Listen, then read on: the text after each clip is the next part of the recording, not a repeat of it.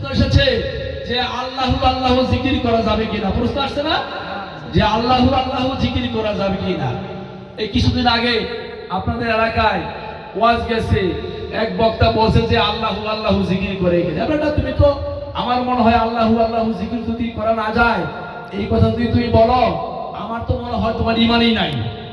ঈমান থাকতে পারে? ঈমান থাকতে পারে না। যে আল্লাহ সমস্ত কিছুর মালিক, আপনার মালিক, আমার মালিক, পৃথিবীর মালিক, আসমানের মালিক, কুল কায়নাতের মালিক, সেই আল্লাহু আল্লাহু জিকির করা কেন যাবে না? ওনারা বলে যে জিকির করতে হবে আল্লাহ আল্লাহ। কি জিকির করতে হবে? আল্লাহ আল্লাহ জিকির করা যাবে না।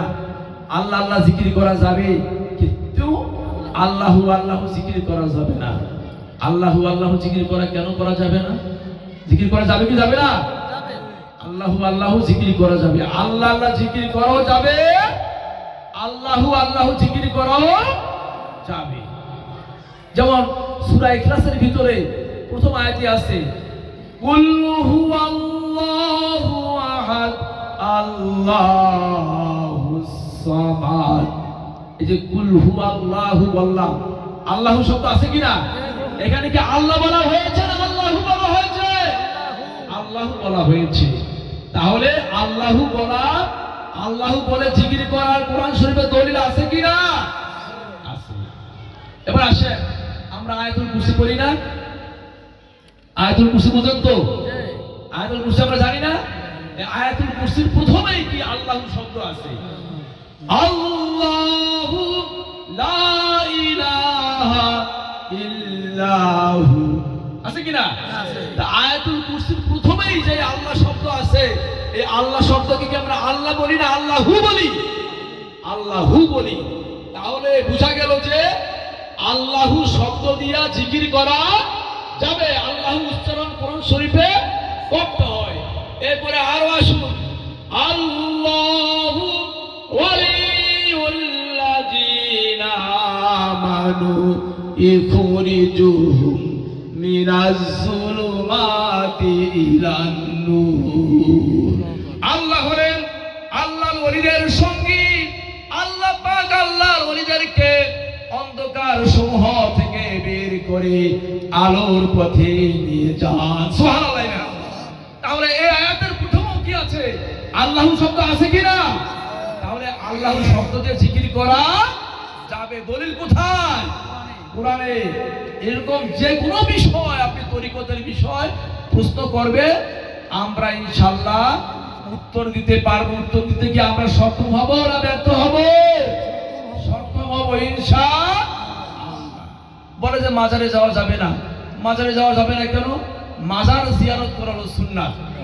মাজার জিয়ারত করা কি সুন্নাত। নবীজির যে মদিনা শরীফে যে রওজা আছে, এই রওজা হলো মাজার। এই রওজা কি? মাজার। মাজার শব্দের অর্থ কি? যে স্থানকে বেশি বেশি জিয়ারত করা হয়, বেশি বেশি জিয়ারতের স্থানকে বলা হয় মাজার। আরে মিয়া, তুমি মৌলবী হইছ, স্টেজে উঠা ওয়াজ করো যে মাজারে যাওয়া যাবে না, তুমি তো আরবি মূল বিষয় বুঝো না, আরবির অর্থই বুঝো না, শব্দের বিশ্লেষণ বুঝো না। তাহলে মাজার বলা হয় কাকে? যেই সমস্ত বিশেষ স্থানে আল্লাহওয়ালা লোকের সমাধি স্থানে মানুষ বেশি বেশি যায়, বেশি বেশি জিয়ারত করে, বেশি বেশি জিয়ারত করে বলে ওটাকে মাজার বলা হয়। তাহলে সবচাইতে পৃথিবীর সবচেয়ে বড় মাজার হলো আমার নবী মুহাম্মদুর রাসূলুল্লাহ সাল্লাল্লাহু আলাইহি ওয়াসাল্লামের মাজার। কিন্তু আমরা নবীজির সম্মানে মদিনা মুনাওয়ারাকে মাজার বলি না, আমরা বলি রওজা শরীফ। কি বলি? রওজা শরীফ মূলত মাজার, কিন্তু নবীর সম্মানে আমরা কি বলি? রওজা, রওজা শরীফ। তাহলে মাজার জিয়ারত করা সুন্নত। নবীর মাজার, নবীর রওজা আমরা জিয়ারত করি না? ওই রওজার মধ্যে শুধু নবীজি না, আবু বকর সিদ্দিক রাদিয়াল্লাহু তাআলা আনহু রয়েছেন, উমর রাদিয়াল্লাহু তাআলা আনহু রয়েছেন, তাদের মাজারও তো আমরা জিয়ারত করি, ঠিক কি না? এক শ্রেণীর মৌলবীরা, ওয়াহাবি মৌলবীরা, বাতিল মৌলবীরা, ইয়াজিদপন্থী মৌলবীরা বলে যে আল্লাহর নবী বলেছেন মাজারগুলো ভেঙে ফেলাও, উঁচু উঁচু কবরগুলো ভেঙে ফেলাও। হ্যাঁ, নবীজি এই কথা বলেছেন সাহাবায়ে কেরামদেরকে, হযরত আলী কাররামাল্লাহু ওয়াজহাহুকে বলেছেন উঁচু কবরগুলো ভেঙে ফেলাও। এই কথা সত্য, কিন্তু ওই ওই আমলে কোনো সাহাবীদের কবর ছিল না, কোনো নবীদের কবর ছিল না, নবীর সামনে কোনো ওলিদের কবর ছিল না। যে উঁচু কবরগুলো ভাঙতে বলেছেন, ওই উঁচু কবরগুলো ছিল কাফের মুশরিকদের। কাদের? কাফের মুশরিকদের কবর ভাঙতে বলা হয়েছে, কোনো ওলির কবর ভাঙতে বলা হয় নাই। কিন্তু মৌলবীরা বাঙালিরা হাইকোর্ট বুঝায়। কি বুঝায়? হাইকোর্ট বুঝায়, মিথ্যা বিশ্লেষণ করে, মিথ্যা ওয়াজ করে মানুষদেরকে আল্লাহর ওলিদের মাজার থেকে সরিয়ে নিতে চায়। কিন্তু আল্লাহর ওলিদের মাজার থেকে কি এই মৌলবীরা মিথ্যা ওয়াজ করে জনগণকে সরিয়ে নিতে পারবে? পারবে না। আপনার কিয়ামত পর্যন্ত এই বাংলার মাটিতে, ভারতবর্ষে হিমালয়ের মতো আল্লাহর ওলিদের মাজার গুলো দাঁড়িয়ে থাকবে। বলেন ঠিক কিনা? কেউ ধ্বংস করতে। এই যে গত সরকার পতনের পরে অনেকগুলো মাজার ভেঙেছে বেয়াদবেরা। কারা? বেয়াদবেরা, এজিদপন্থীরা মাজার, আল্লাহর ওলিদের মাজার ভেঙেছে। এই মাজার ভাঙার পিছনে যেই বক্তা উস্কানি দিয়েছে, ওই বক্তা উস্কানি দিয়ে বলেছে, মামুনুল হক উস্কানি দিয়ে বলেছে যে যেখানে যেখানে মাজার আছে মাজারগুলো ভেঙে গুড়িয়ে দাও। বলেছে না?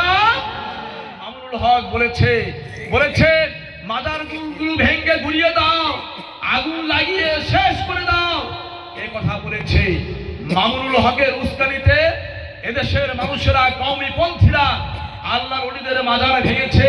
কিন্তু মাজার ভাঙার পরে যে অর্ডার করেছে মামুনুল হক, বেয়াদবির কারণে এই পৃথিবীর বুকেই তার শাস্তি হয়ে গেছে। কথা ঠিক কিনা? শাস্তি হয়ে গেছে। আপনারা ইউটিউবে দেখেছেন না? হাজার হাজার মানুষের সামনে মামুনুল হক ওয়াজ করতেছে।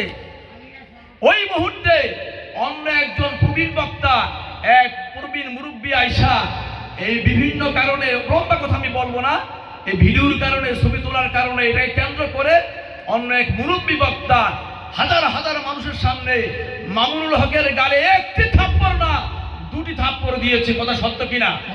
কথা সত্য কিনা? এজন্য আল্লাহ পাক বলেছেন, মান আদালি ওয়ালিয়ান ফাকাদ আযানতাহু বিল হারবে। সাবধান, আমার ওলির বিরুদ্ধে শত্রুতা করো না। আমার ওলির বিরুদ্ধে শত্রুতা করলে আমি ওই জাহেলের বিরুদ্ধে, বেয়াদবের বিরুদ্ধে যুদ্ধ ঘোষণা করে দেই। ঠিক কিনা? আল্লাহ যুদ্ধ ঘোষণা করেছেন না? হাজার লক্ষ মানুষের সামনে অন্য মুরব্বীকে দিয়ে ওই বেয়াদবকে দুটি থাপ্পড় দিয়েছে। এটা আল্লাহ পাকের পক্ষ থেকে শাস্তি। আল্লাহ পাকের পক্ষ থেকে কি শাস্তি? বিচার হয়ে গেছে। বিচার আরো হবে, দুনিয়া তো হবে, আখিরাতে হবে। সুতরাং আল্লাহর ওলিদের মাজারের বিরুদ্ধে, হক্কানি পীর মাশায়েখের দরবারের বিরুদ্ধে কখনো বেয়াদবি করা যাবে না। আমরা গান বাজনা করি, গান বাজনা করলে দোষ কি? আধ্যাত্মিক গান বাজনার পক্ষে অসংখ্য হাদিস রয়েছে বুখারী শরীফের মাঝে, মুসলিম শরীফের মাঝে। আমরা তো সিনেমার গান গাই না। সিনেমার গান গাই? আমরা আধুনিক গান গাই। কিন্তু আমরা গান গাই কি? আল্লাহর শানে গান গাই, আল্লাহর শান গাই, নবীর শান গাই, ওলি আল্লাহদের শান গাই, ইসলামের কথা বলি, তরিকতের কথা বলি। যেই সমস্ত গান গাইলে, সামাকাওয়ালি করলে আল্লাহর কথা স্মরণ হয়, অন্তরে শান্তি আসে। ঠিক কিনা? আমরা কোনো ফাহেসা গান গাই না। আমরা চরিত্র নষ্ট হয় এমন গান গাই না। কিন্তু এক শ্রেণীর সুরেলা বক্তা আছে বাংলাদেশে। সুরেলা বক্তা আছে না? আধুনিক সুরেলা বক্তা।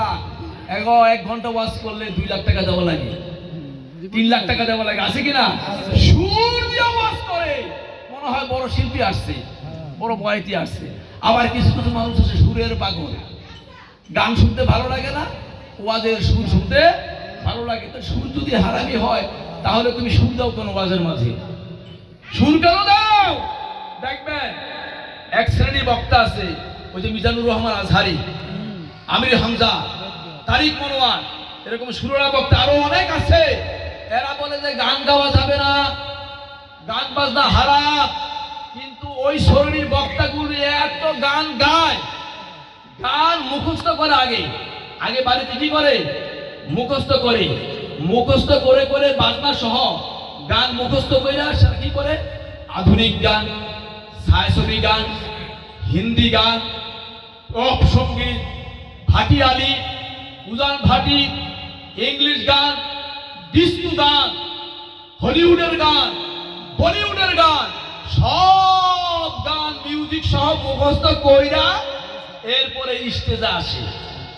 স্টেজে আইসা ওই ছায়াছবি গান গায়া মানুষের আনন্দ দেয়। মিথ্যা বললাম?